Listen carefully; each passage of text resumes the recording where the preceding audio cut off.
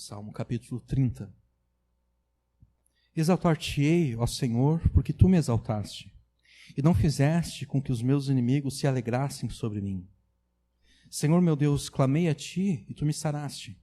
Senhor, fizeste subir a minha alma da sepultura, conservaste-me a vida para que não descesse ao abismo. Cantai ao Senhor, vós que sois seus santos, e celebrai a memória da sua santidade, porque a sua ira dura só um momento, mas o seu favor dura por toda a vida.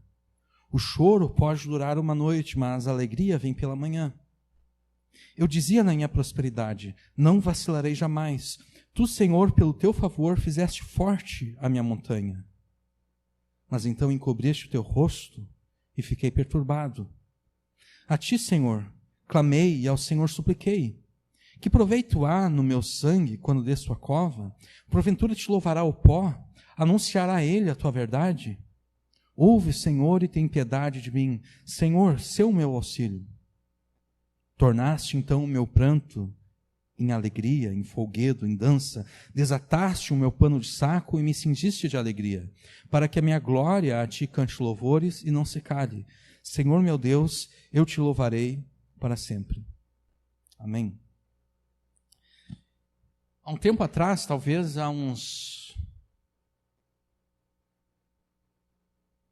mais de um ano agora já.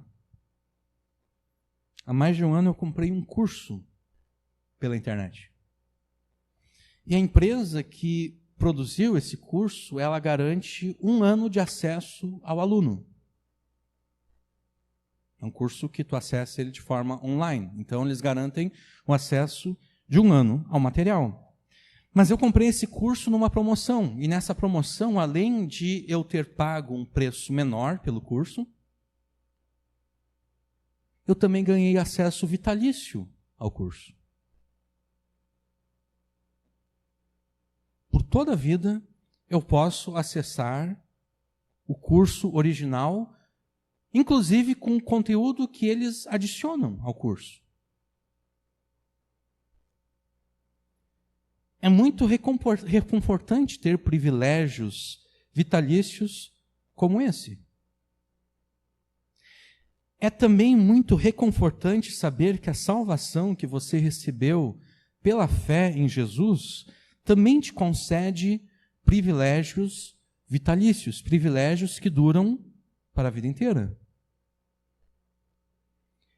2 desses privilégios vitalícios que você tem em Jesus são os seguintes. O primeiro é o de buscar o favor de Deus no meio das aflições. E o segundo privilégio é o de louvar a Deus, de oferecer louvor a Deus.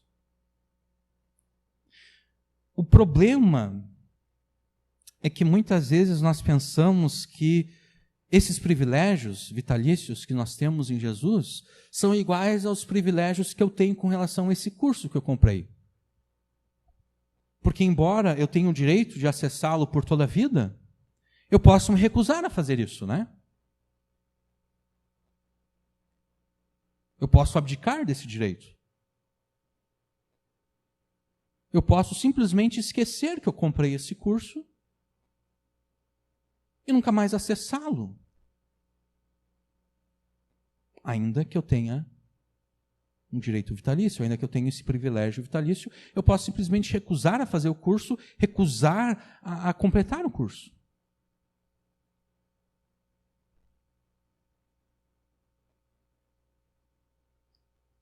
O mesmo não é verdade com relação aos privilégios que você tem em Jesus.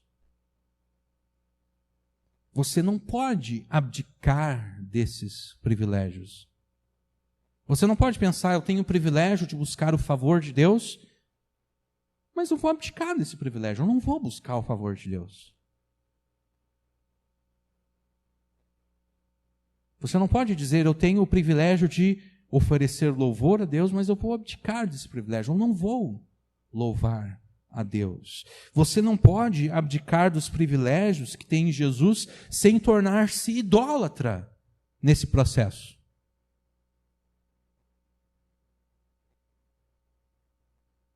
E eu provo isso de forma muito fácil. Se você se recusar a louvar a Deus, você necessariamente vai louvar algum outro ser. Porque nós temos a necessidade de louvar alguém que consideramos superior. É por isso que existe o fenômeno religioso em todo o mundo, em todo tempo, sempre existiu o fenômeno religioso. E mesmo agora, quando as pessoas se dizem sem religião, as pessoas dizem que não têm religião, as pessoas se autodenominam ateus, elas continuam oferecendo culto, elas oferecem culto a si mesmas.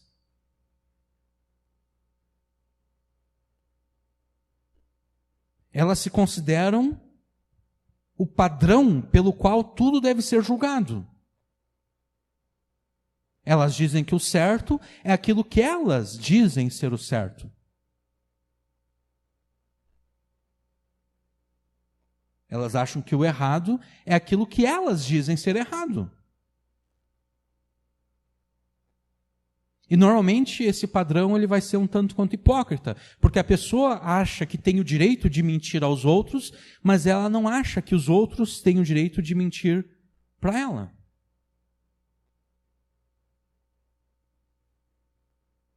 E tudo que elas conquistarem na vida, elas vão prestar louvor a si mesmas, elas vão dizer: fui eu que fiz isso, fui eu que conquistei.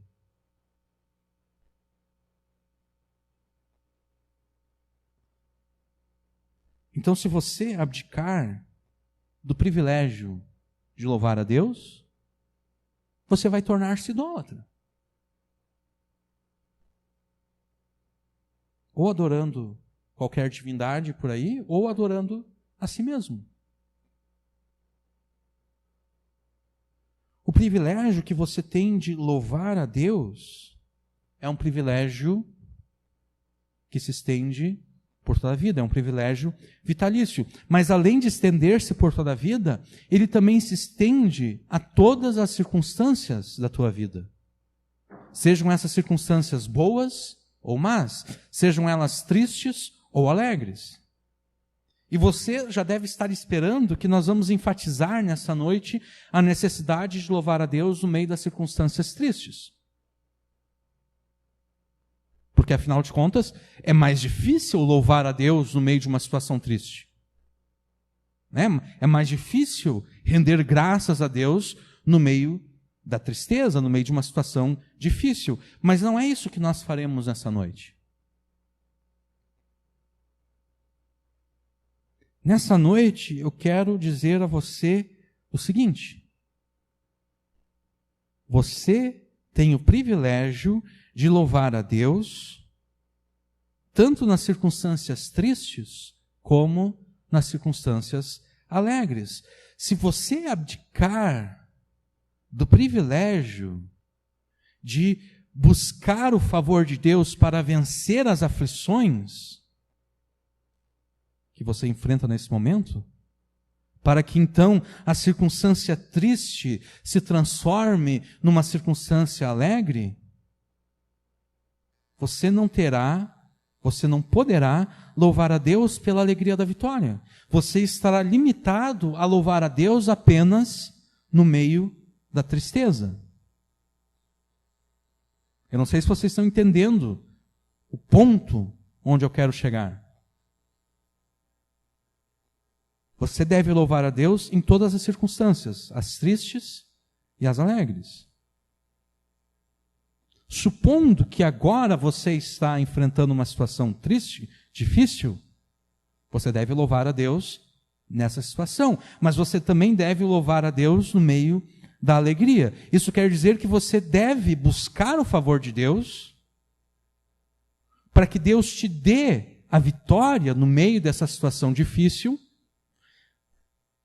para que essa circunstância triste se transforme numa circunstância alegre, para que então você possa adorar a Deus no meio da alegria. Porque se você abdicar do privilégio de buscar o favor de Deus para vencer as aflições, você estará privando a Deus do louvor que Ele quer receber de ti no meio das circunstâncias alegres.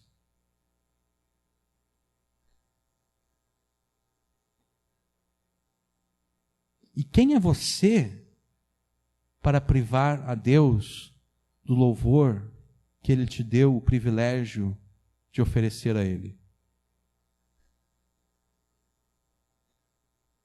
Quem é você para limitar o louvor a Deus apenas aos momentos em que você chora por causa da aflição?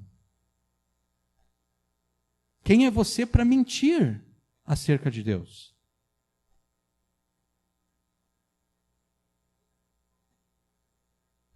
E você deve estar pensando, como assim mentir acerca de Deus? Quando foi que eu menti acerca de Deus?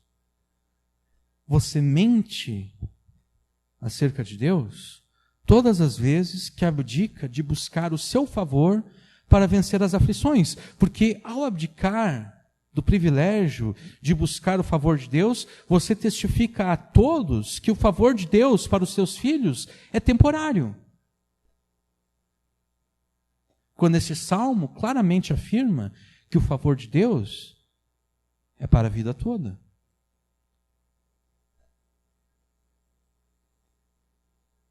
Como, então, você deixará de privar a Deus do louvor que Ele te deu o privilégio de oferecer a Ele? Como você deixará de limitar o teu louvor aos momentos de choro e aflição para estender esse louvor aos momentos de alegria e de vitória? Como você deixará de mentir acerca do favor de Deus para os seus filhos?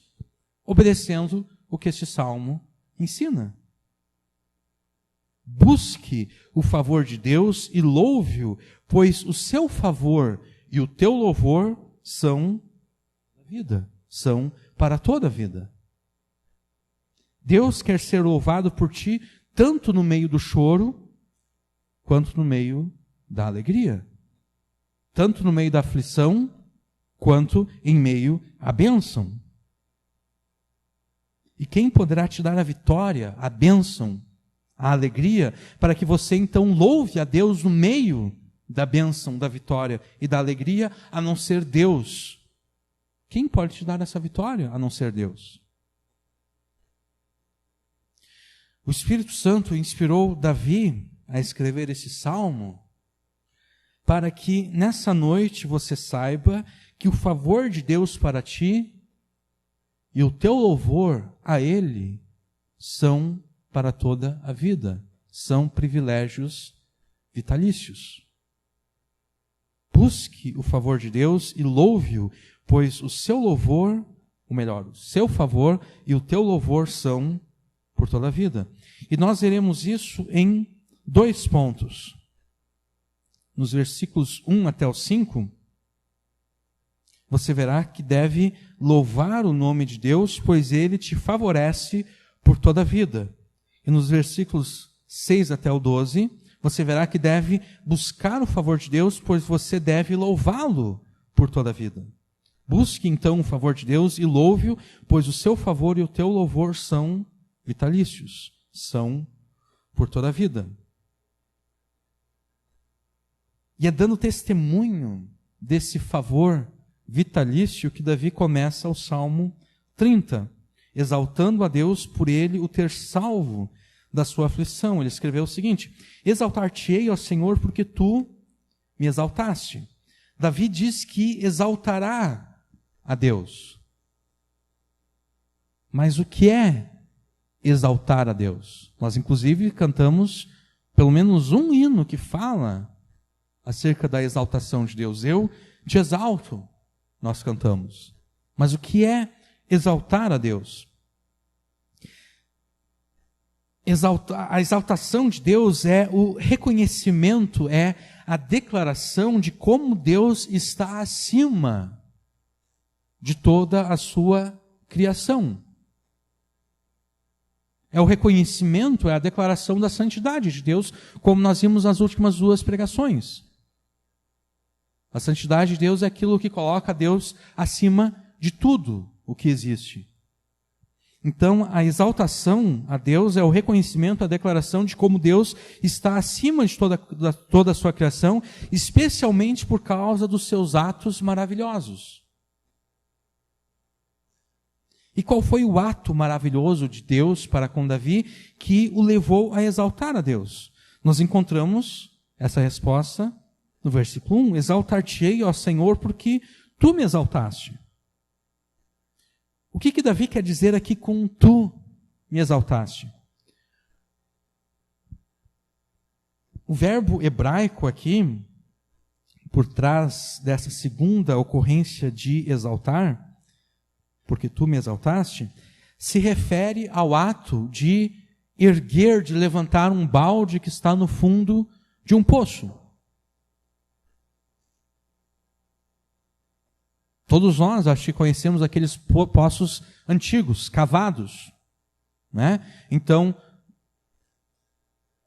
é colocado numa ponta de uma corda um balde, aquele balde é descido até lá embaixo, ele enche de água e então a gente começa a puxar aquele balde para cima. Esse verbo aqui, quando Davi diz, pois tu me exaltaste, se refere a esse ato de levantar, de puxar o balde que está no fundo de um poço para tirar água desse poço. Obviamente que Davi está usando esse verbo aqui num sentido figurado. Davi estava, por assim dizer, no fundo do poço. E Deus o levantou, Deus o tirou do fundo do poço. Davi exalta a Deus porque Deus o reergueu, porque Deus o livrou da aflição. E ao livrá-lo da aflição, Deus não permitiu que os inimigos de Davi se alegrassem por causa da aflição e da desgraça que tinha vindo sobre Davi. Porque sempre existem pessoas assim. Pessoas que, por alguma razão, não gostam muito de nós. Às vezes até nós demos uma razão para as pessoas não gostarem de nós, outras vezes nós não demos nenhuma razão. As pessoas simplesmente não gostam de nós, e quando elas veem a gente no meio de uma desgraça, elas ficam alegres. O mesmo acontecia com Davi. Haviam pessoas que não gostavam de Davi. Haviam pessoas que eram inimigas declaradas de Davi, e essas pessoas elas começaram a se alegrar quando elas viram Davi no meio da desgraça, quando elas viram Davi no meio da aflição. Só que Deus resgatou Davi. Deus reergueu Davi. Então ele diz, o Senhor não permitiu que os meus inimigos se alegrassem sobre mim. Eles começaram a se alegrar, mas logo eles se entristeceram, porque eles viram que o Senhor me livrou, eles viram que o Senhor me reergueu. Agora, qual era a aflição de Davi, da qual Deus o livrou? Isso nós vemos nos versículos 2 e 3. Senhor meu Deus, clamei a ti e tu me saraste. Senhor, fizeste subir a minha alma da sepultura, conservaste minha vida para que não descesse ao abismo. A aflição de Davi era uma doença. Davi tinha ficado doente. E não era qualquer doença. Não era um resfriado qualquer. Era uma doença que causaria a morte de Davi.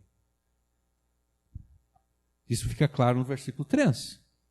Se Deus não tivesse curado Davi, ele certamente teria morrido. Davi diz no versículo 3 que Deus fez subir a alma dele da sepultura. Ou seja, Davi morreria daquela doença caso Deus não o tivesse curado. Deus o fez sair da sepultura, Deus o conservou em vida. Diante dessa doença mortal, o que fez Davi? O que fez Davi diante dessa doença mortal? No verso 2 nós lemos que no meio da aflição, no meio dessa doença mortal, Davi clamou a Deus. Senhor meu Deus, clamei a ti. Davi clamou a Deus. O original hebraico aqui traduzido como clamar se refere a um clamor intenso, um clamor desesperado por socorro no meio de uma situação difícil e perigosa. E certamente existem poucas situações mais difíceis e mais perigosas do que uma doença mortal. Para Davi, a sua circunstância era tão difícil e tão perigosa que, na verdade, ele já se via a si mesmo como um homem já morto.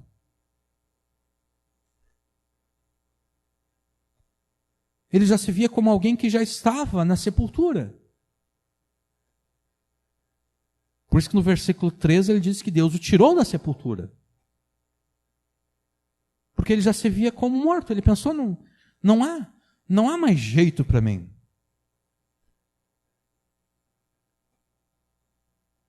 Eu já estou morto. Eu sou um cadáver adiado.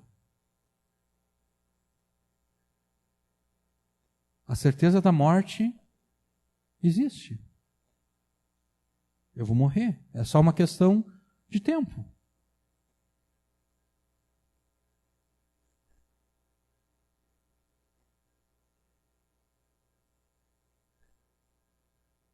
Nesses momentos de angústia, em que nós nos vemos já como mortos, como não havendo mais esperança para nós, nesses momentos de angústia, quando enfrentamos circunstâncias que de tão difíceis nos parecem impossíveis, nesses momentos difíceis, facilmente perdemos a esperança.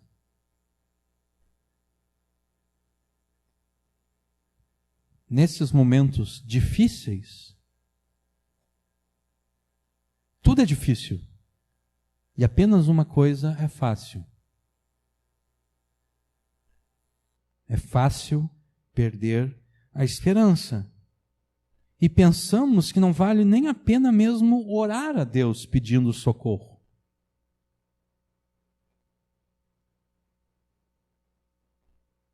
Mas não foi isso que Davi fez. Por mais desanimado, por mais desamparado, por mais desesperado que Davi se sentia, ele não deixou de orar a Deus, ele não deixou de clamar a Deus por socorro. Ainda que já se via como alguém morto, como um cadáver adiado, ele não deixou de orar a Deus, ele não deixou de clamar a Deus por socorro. Como Davi, talvez você se sinta também no fundo do poço. Num beco sem saída. Que nem mesmo é possível retornar, porque quando você se encontra num beco sem saída, você pode retornar. Agora, o verdadeiro beco sem saída é aquele que você entrou com o carro e você vê que não tem saída e agora não tem nem espaço para manobrar o carro e retornar.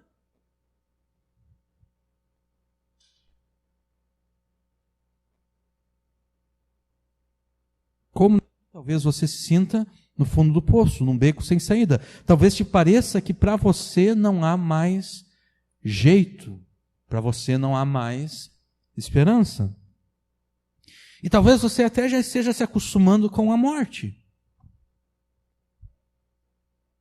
Como Davi aqui.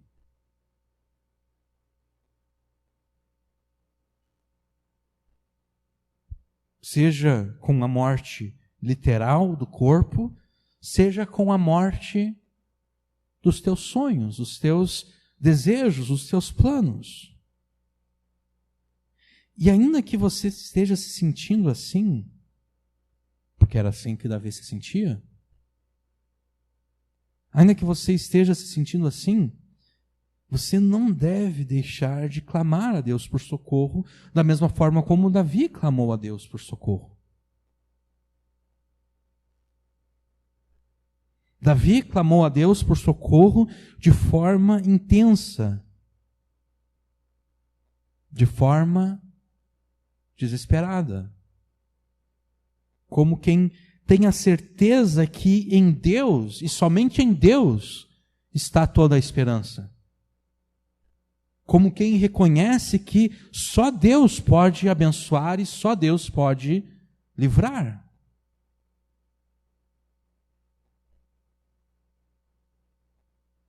Clame você também a Deus por socorro.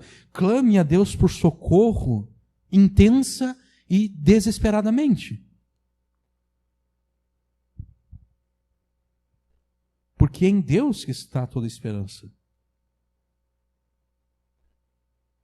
E só Ele pode abençoar, só Ele pode livrar. E assim como para Davi, a libertação que Deus lhe deu, lhe pareceu como uma ressurreição, assim também será para você. E às vezes muitas vezes, a gente percebe isso na Escritura, muitas vezes Deus permite que a situação fique tão difícil a ponto de que, humanamente, não há mais jeito, não há mais esperança, para que quando Ele trouxer a salvação realmente se pareça com uma ressurreição dos mortos, como foi para Davi aqui. Ele já estava na sepultura, mas Deus o ergueu da sepultura.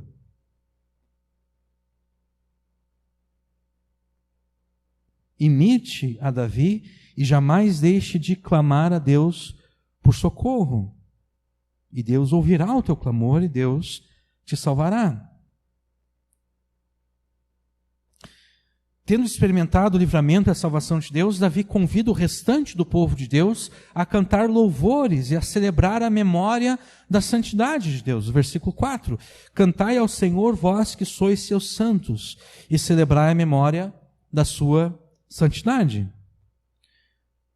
Os santos a quem Davi convoca aqui para cantar louvores são aqueles a quem Deus santificou para si mesmo, são aqueles a quem Deus escolheu do mundo para si, são aqueles a quem Deus separou do mundo para si. Cantai ao Senhor é uma frase paralela a celebrai a memória da sua santidade, no versículo 4, né? Cantai ao Senhor, celebrai a memória da sua santidade. O substantivo no hebraico, traduzido aqui como memória, quando usado para se referir a pessoas ou ao próprio Deus, ele deve ser entendido como nome. Porque quando ele fala da memória de Deus, ele não está falando da capacidade que Deus tem de se lembrar das coisas. Ele está falando acerca de um memorial de Deus, daquilo pelo qual Deus é lembrado. E Deus é lembrado pelo seu nome. E é exatamente assim como que as versões mais recentes, traduções mais recentes da Bíblia traduzem esse nome. Eles traduzem essa frase aqui, em vez de colocar como celebrai a memória da sua santidade, é traduzido como adorai o seu santo nome, ou dai graças ao seu santo nome. Se fazemos parte do povo de Deus, se fomos por Ele santificados e separados para Ele mesmo, nós devemos cantar louvores a Deus e devemos celebrar, devemos render graças ao seu santo nome. Mas por que devemos fazer isso? Por que louvar a Deus? Por qual razão devemos celebrar o santo nome de Deus? Versículo 5 nos responde: porque a sua ira dura só um momento, mas o seu favor é para a vida toda. E vocês perceberam que eu modifiquei aqui um pouquinho o versículo 5. Né? A nossa versão diz: no seu favor está a vida. O que realmente está correto. No favor de Deus, nós encontramos vida. Mas não é isso que Davi está querendo dizer aqui. Porque na poesia hebraica, normalmente um verso poético, e um verso poético não é necessariamente um versículo que nós temos aqui na Bíblia. No verso poético da poesia hebraica, ele é dividido em duas linhas. A primeira linha faz uma afirmação, e a segunda linha, ela funciona de forma paralela à primeira linha. Paralela ou trazendo um sinônimo, uma expressão sinônima, dizendo as mesmas coisas que a primeira linha diz, só que com palavras diferentes. Como, por exemplo, a gente viu no versículo anterior aqui, cantai ao Senhor, celebrai a memória da sua santidade. São duas linhas poéticas, as duas estão dizendo a mesma coisa com palavras ligeiramente diferentes. Então, ou a segunda linha reafirma a primeira nesse paralelismo, ou então a segunda linha forma um contraste com a primeira linha. E é exatamente esse contraste que ocorre aqui no versículo 5. A primeira linha poética diz: a sua ira dura só um momento. Então, pelo paralelismo contrastante da segunda linha, ele deve dizer o seguinte: mas o seu favor dura para a vida toda. A ira de Deus dura apenas um momento. Mas o favor de Deus é vitalício e para toda a vida. Agora, o que Davi quer dizer por ira aqui? O que é essa ira de Deus que dura só um momento? Não é apropriado falar da ira de Deus contra os seus santos, porque, por definição, os santos são aqueles sobre os quais não repousa mais nenhuma ira. Por definição, os santos, eles são exatamente as pessoas sobre as quais Deus jamais manifestará a sua ira, porque a ira divina, que era devida aos nossos pecados, foi derramada sobre Jesus. Então, não há mais nenhuma condenação para aqueles que estão em Cristo Jesus. Não há mais nenhuma ira para aqueles que estão em Cristo Jesus, porque essa ira foi derramada sobre Jesus por ocasião da sua morte na cruz. Então, o que Davi quer dizer com ira aqui? Me parece que ira, nesse versículo, deve ser interpretada em contraste com o favor de Deus. O favor de Deus para conosco, quando ele é manifestado de forma plena, ele se mostra na forma de bênçãos que ele nos dá. Ele se mostra na forma do livramento e da salvação das aflições que nos angustiam. Esse é o favor de Deus. Agora, quando Deus, para cumprir os seus propósitos soberanos, quando Deus restringe o seu favor sobre nós, quando Deus, por assim dizer, limita o seu favor sobre nós,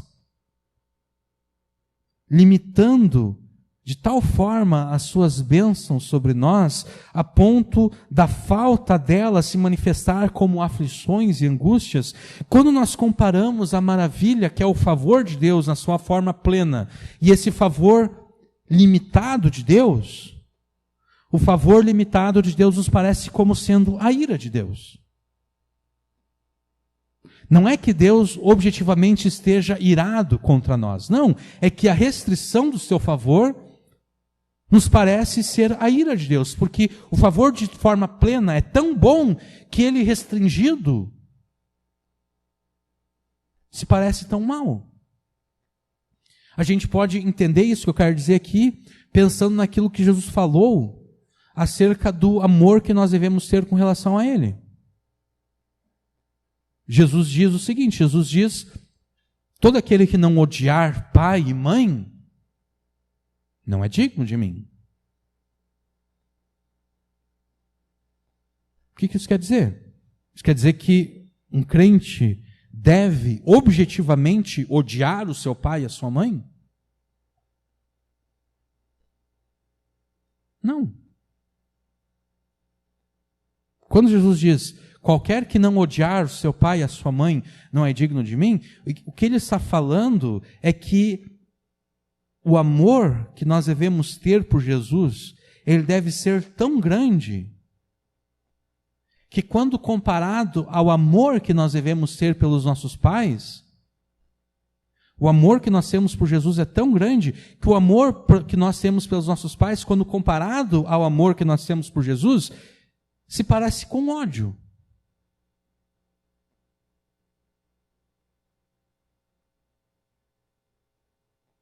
Vocês conseguem entender? O amor que nós devemos ter pelos nossos pais, quando comparado ao amor que nós devemos ter por Jesus, ele se parece com ódio. Ou seja, eu vou amar os meus pais, eu vou honrar os meus pais, mas apenas no limite em que o meu amor pelos meus pais não afete, não modifique o meu amor por Jesus. Eu vou honrar os meus pais apenas no limite em que a minha honra a eles não afete, não diminua a minha honra a Jesus. Então, quer dizer, não é que nós devamos objetivamente odiar. Eu odeio meu pai, eu odeio a minha mãe e eu vou demonstrar esse ódio em toda a extensão possível. Não. Esse ódio é apenas em comparação com o amor. O mesmo ocorre aqui. Não é que Deus estivesse objetivamente irado contra Davi. Não. A questão é que o favor de Deus, quando ele foi restringido, para Davi a diferença foi tão grande, que para Davi é como se Deus agora estivesse irado contra ele.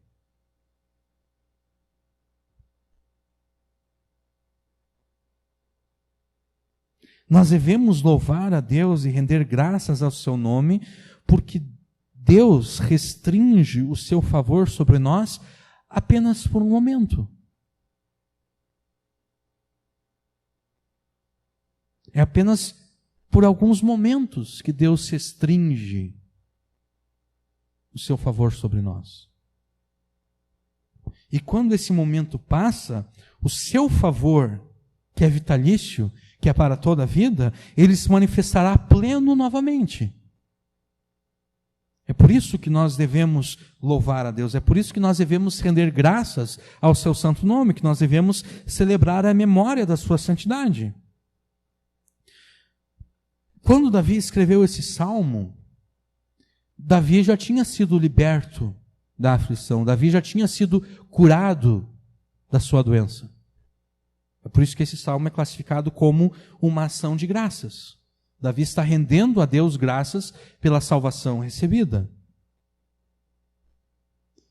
Agora, por que Davi escreveu esse salmo? Davi escreveu esse salmo para incentivar todos aqueles que estão passando por uma situação semelhante à que ele passou.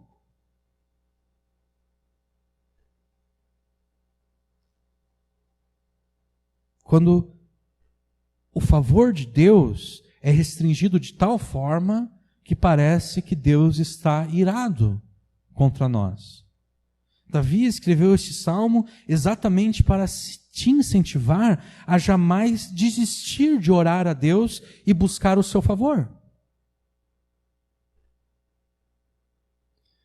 Então me parece aqui que enquanto o louvor de Deus, o louvor de Davi nesse salmo, ele está ocorrendo após a sua libertação, nesse ponto do salmo aqui, os leitores de Davi ainda estão no meio da aflição. Porque Davi escreveu esse salmo exatamente para incentivar aqueles que estão passando por uma situação semelhante à que ele passou. Então, os leitores de Davi, eles estão no meio da aflição.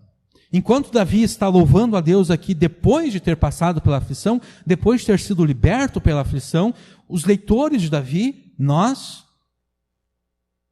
estamos sendo convidados a louvar a Deus no meio da aflição. Então, quando Davi diz aqui, cantai ao Senhor vós que sois seus santos e celebrai a sua memória por sua santidade, Davi está falando aqui com pessoas que ainda estão no meio da aflição, por pessoas que ainda estão experimentando esse favor de Deus restringido, que mais lhes parece como a ira de Deus sendo manifestada sobre eles.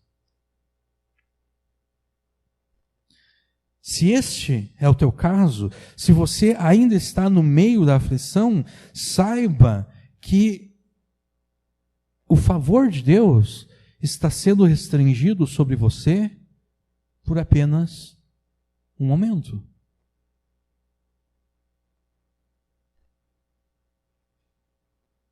Saiba que o favor de Deus voltará a se manifestar de forma plena na tua vida.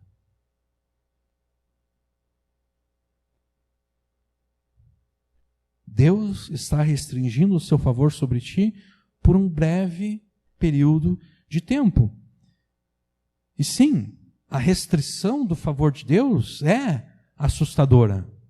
É tão assustadora que Davi chama aqui como sendo a ira de Deus. A restrição do favor de Deus é assustadora.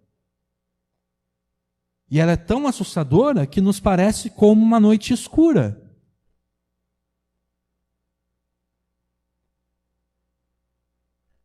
Na qual só existe as lágrimas, na qual só existe o choro. Que é como Davi continua esse versículo 5 aqui, porque a sua ira dura só um momento, mas o seu favor é para toda a vida. O choro pode durar uma noite, mas a alegria vem pela manhã.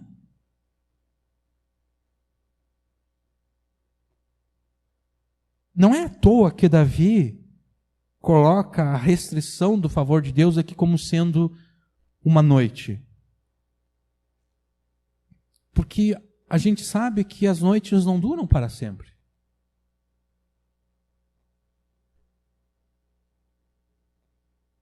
Né? A gente sabe, agora são quase 20 para as 9 da noite. A gente sabe que vai permanecer escuro até ali por 6 e pouca da manhã. Daqui a pouco começa a clarear tudo. E claro, a gente não sabe se amanhã vai ser tão claro, porque a princípio vai continuar chovendo amanhã, mas ainda assim a escuridão vai passar. A gente sabe que ela vai passar, a gente não tem dúvida, a gente não está pensando, meu Deus, será que o sol vai nascer amanhã? Será que amanhã de manhã eu vou olhar para o leste e eu não vou ver o sol nascer? Não, a gente sabe que o sol vai nascer, a gente sabe que a noite vai acabar, a gente sabe que um novo dia vai começar. Então essa mesma certeza que nós temos acerca da noite escura que acaba, nós devemos ter a certeza de que esse período de favor restringido acaba, tem um fim. Ele não permanece para sempre. A noite não pode durar para sempre, a noite não vai durar para sempre.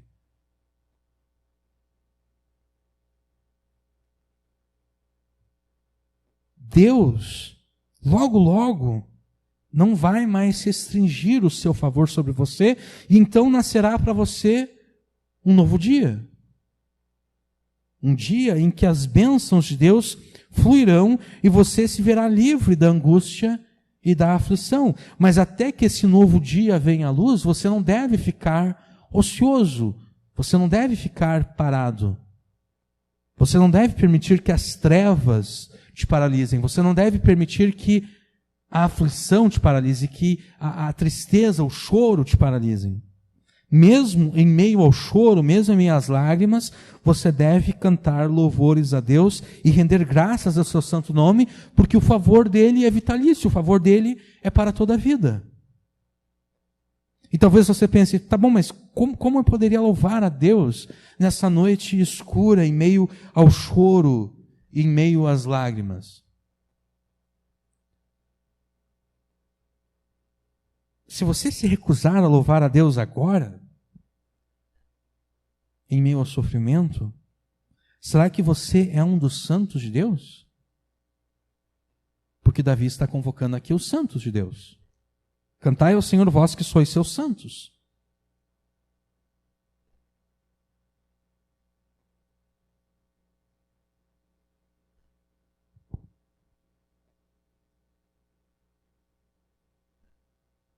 Aqueles que se recusam a louvar a Deus no meio da noite escura,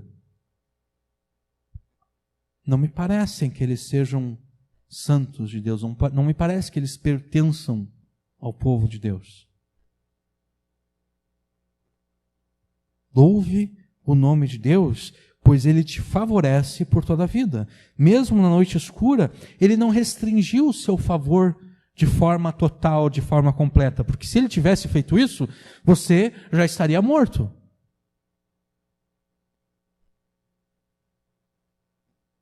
Porque diz a Escritura, as misericórdias do Senhor são a causa de não sermos consumidos. Quer dizer, se Ele tivesse restringido o favor dEle sobre ti de forma completa,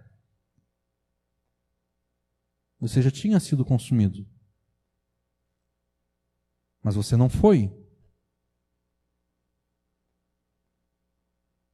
Isso quer dizer que, apesar da restrição do seu favor, Deus não restringiu o seu favor de forma completa, de forma plena. Então, mesmo na noite escura, louve o nome de Deus, pois Ele te favorece por toda a vida. O favor dEle é por toda a tua vida. E talvez o maior louvor que você possa oferecer a Deus, quando Ele restringe o seu favor sobre você, é exatamente isso. É exatamente o de buscar o favor de Deus que Ele restringiu.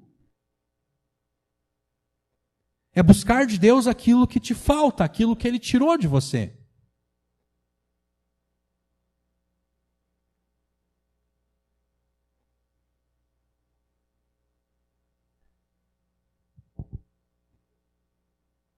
Além disso, ao buscar o favor de Deus para que Ele te dê vitória sobre a aflição, você terá o privilégio de render graças e louvores a Deus, não mais agora na noite escura.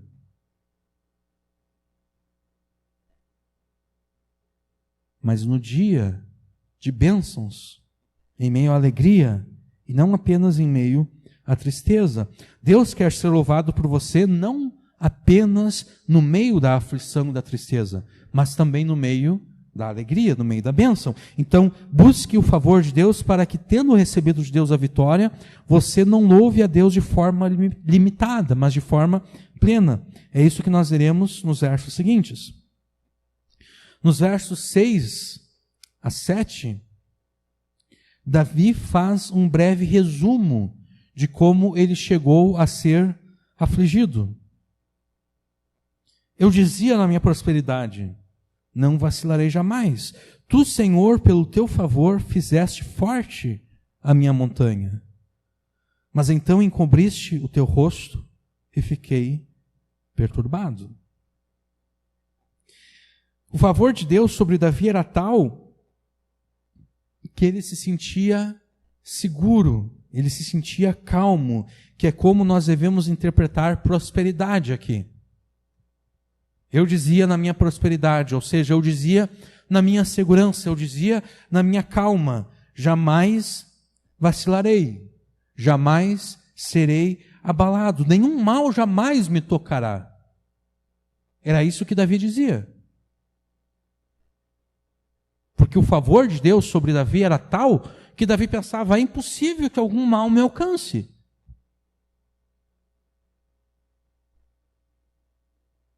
Impossível que alguma coisa ruim aconteça comigo.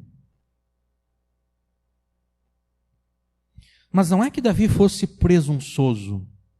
Não é que Davi fosse arrogante e prepotente ao dizer essas coisas. Não, Davi tinha plena certeza de que todas as bênçãos que ele tinha e que todo esse senso de segurança e calma era o favor de Deus agindo a seu favor. Isso fica claro no versículo 7, porque ele diz o seguinte: Tu, Senhor, pelo teu favor fizeste forte a minha montanha. O teu favor fortaleceu a minha montanha. E essa expressão é um tanto quanto estranha para nós, né?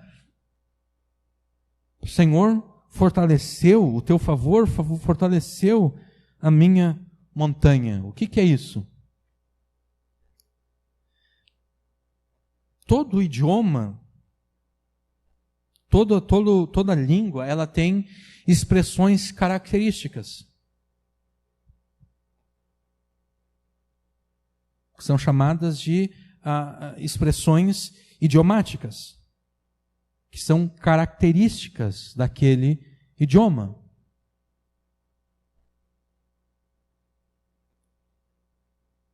Nós temos isso em português. Por exemplo, fulano de tal ficou com uma pulga atrás da orelha. É uma expressão característica do português. Não é que o cara estava com uma infestação de pulgas na cabeça e uma delas foi atrás da orelha. Não. Quer dizer que o fulano de tal ficou desconfiado. E até é fácil entender por que a expressão pulga atrás da orelha. Porque quando a gente fica desconfiado, a gente meio que dá uma coçadinha aqui atrás, né? Quer dizer, fulano está com uma pulga atrás da orelha. Né? Não sei não. Quer dizer, o fulano de tal ficou com a pulga atrás da orelha. Ou seja, ele coçou atrás da sua orelha. Ele está desconfiado. No hebraico aqui, essa ideia de fortalecer a montanha é uma expressão idiomática própria do hebraico. E ela significa o seguinte: o teu favor me deu firmeza e estabilidade. Porque poucas coisas são mais firmes e mais estáveis do que uma montanha.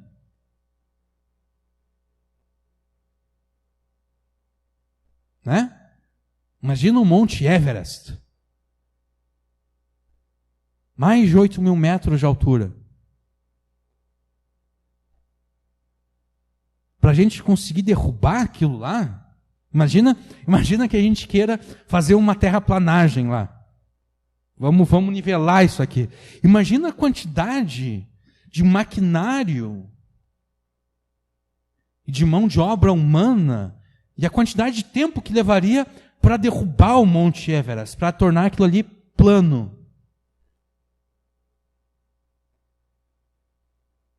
Seria praticamente impossível, eu acho, nós fazermos isso. Então, a montanha, ela passa essa ideia de firmeza, de estabilidade. É por isso que no hebraico, essa expressão, fortaleceu a minha montanha, ela significa que Deus deu a Davi firmeza, Deus deu a Davi estabilidade. É por isso que Davi pensava, nenhum mal vai acontecer comigo. Deus me fez como uma montanha, inabalável.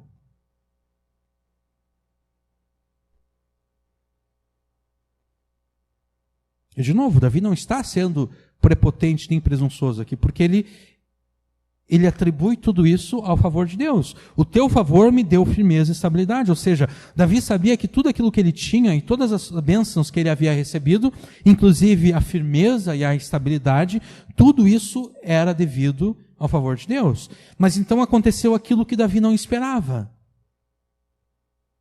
E aquilo que nenhum de nós espera. Deus encobriu o seu rosto.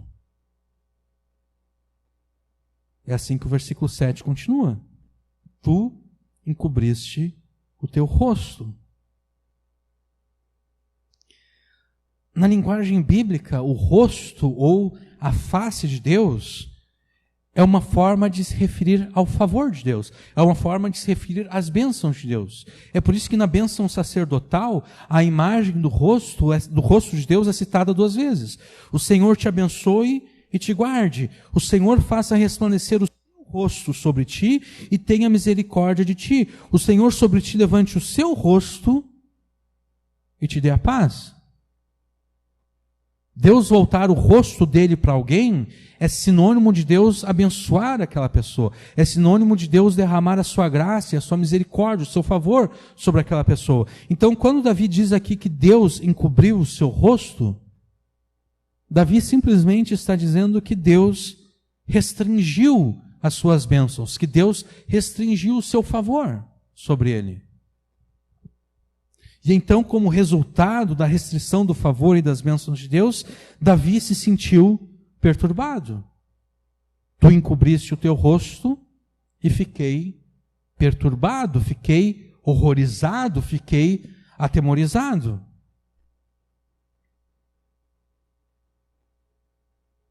E o que fez Davi então? Será que Davi pensou, bom, já que Deus virou o rosto dele, já que Deus encobriu o rosto dele, eu não quero mais saber de Deus.